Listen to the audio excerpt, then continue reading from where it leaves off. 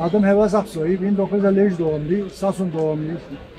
Ondan sonra oldu 40-50 sene bu işle uğraşıyorum. Arıcılık yapmak üzerindeyim. Bal yetiştiriyoruz, güzel bal, organik bal. Hani her taraf balımız nereye gittiyse memnuniyetle karşılanıyor. Ve balımız kalitelidir.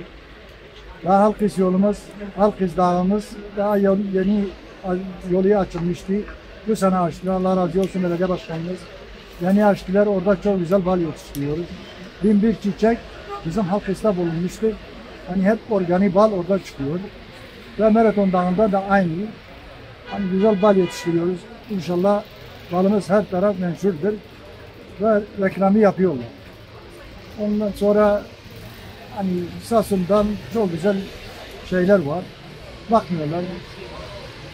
İyidir inşallah. Herkes memnun olur. Alan memnun olur. Balımız çok kalitelidir. Hani ilaçtır. Her şeye şifadır. Her derde dermandır. Yılda 701 ton. Hani şeker vermiyoruz. Ancak o kadar yetiştirebilir. Ama arı çok olunca 2 ton, 3 ton alıyoruz. Vallahi.